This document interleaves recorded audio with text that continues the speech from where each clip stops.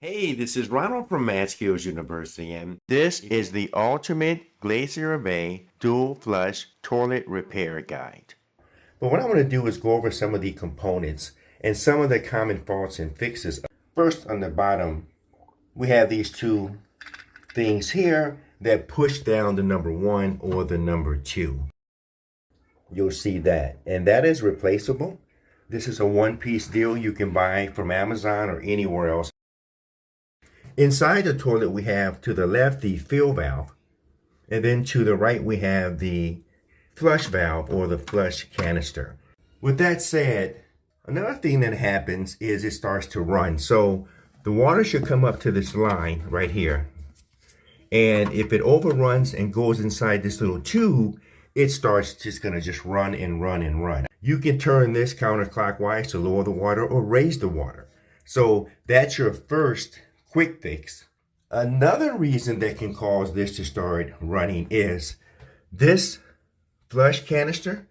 If you just take your hand and turn this counterclockwise until it stops turning, you can lift this out like this.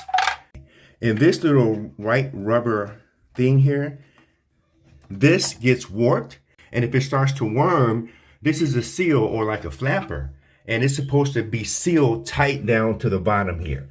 And if it's not sealed tight, this will, we have these two things here that push down the number 1 or the number 2. Let me show you one more thing here. I'm holding the camera here, but you see that thing drops down.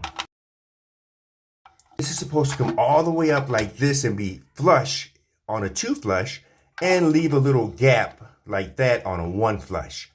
It just doesn't work well. But this is the part you can buy. You put this back in like this, push it down, and turn it clockwise until it stops turning, like that, and now it's back in. Then I'll turn the water back on, and that should start filling. But if you have a problem with that, and it's not filling, just tap on this, or move it a little bit to the left, it will start filling again. I think a week and a half ago, this just stopped refilling automatically by itself. Just tap on that. If it's running, go counterclockwise. Sometimes I have to go all the way to the end left and then all the way back to the end right before it stops running on me. Now it's running. Now I'm going to take this and go far left. So that lowered the water just a little bit, and now it stopped running. And it should set like that. So basically the sequence of operation here is pretty simple. You're going to flush, and that's going to flush it. And then this is going to fill it back up. But what if it just won't stop running? To the point where we know we have to change the fill valve. Well, it takes 15 minutes and costs 15 bucks. If you have to change the flush valve, that may cost you about 35 bucks. Together, you can change both for 50, 60 bucks in an hour or less. And here's which really raises the water, but it's going to lower it. You have to adjust this after every single flush. It's time to change the fill valve.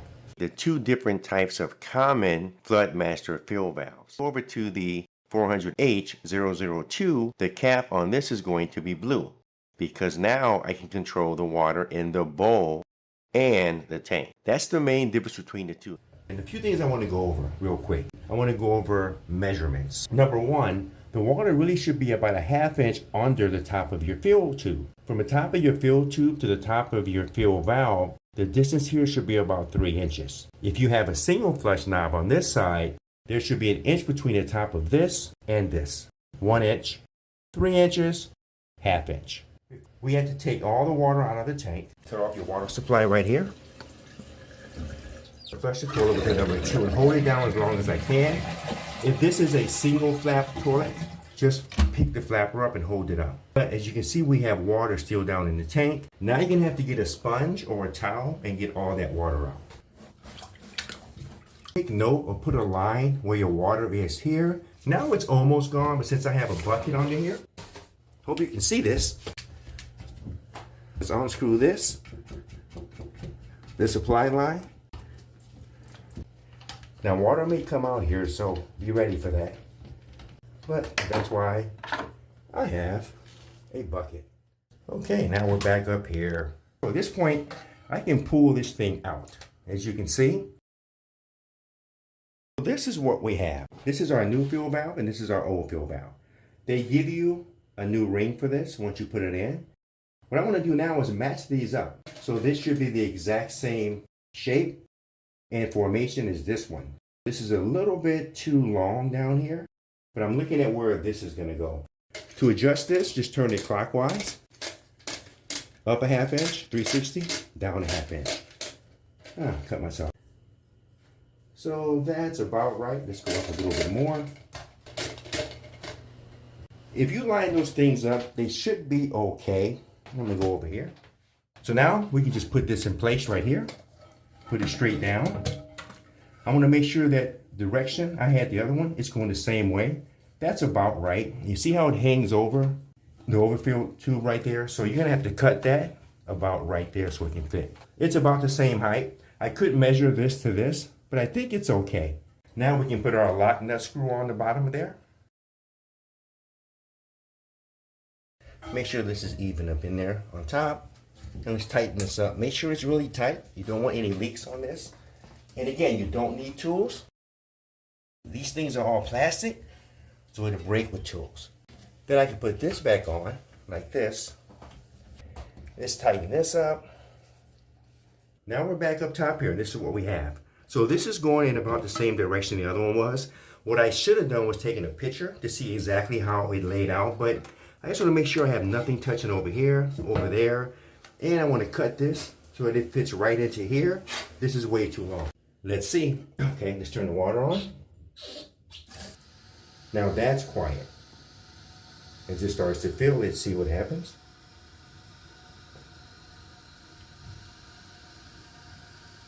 So when this is in tight, you notice it is quieter. Let's see where it stops. See, this is too high. Like, that's way too high. That's above here. So it should stop now. Now it should stop. So I need to make some more adjustments to this to bring it down. And it tells you on here which is which. But we definitely need to lower the water in this tank. Now let's flush it. Let's do another two flush. And let's see what we have. That is quieter for sure. I'm just tired of having to keep this top off.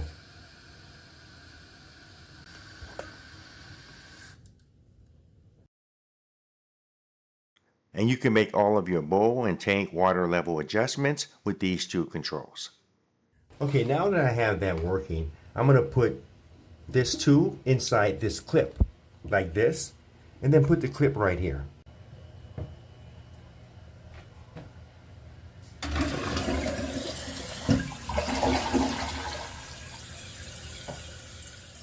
And now I expect this to stop at a half inch onto here, and I expect to have more water in the bowl. Let's see what happens. The last thing you want to check is under here for any leaks, and check the floor, and we're clean and we're good here. But even with this right here, you turn this counterclockwise and pull this out. As you can see, we can look down in there.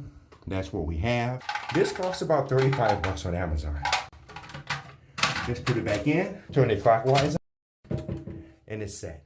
But make sure you get the right size. Make sure you know the model number of your toilet. But these are some of the things, if you have a dual flush toilet, that you're going to have to replace at some point. You have your push button here, this goes on the top. Over here you have your flush valve, then you have your fill valve. With that said, if I just go to Amazon and type dual flush fill valve, I'll get these. And FLUIDMASTER has been around since the 1950s. Well, that's it. If you have any comments, suggestions, or ideas, please leave them below. If you like this content, please like, share, and subscribe. And I'm wishing you and your family the very best. Thanks for watching.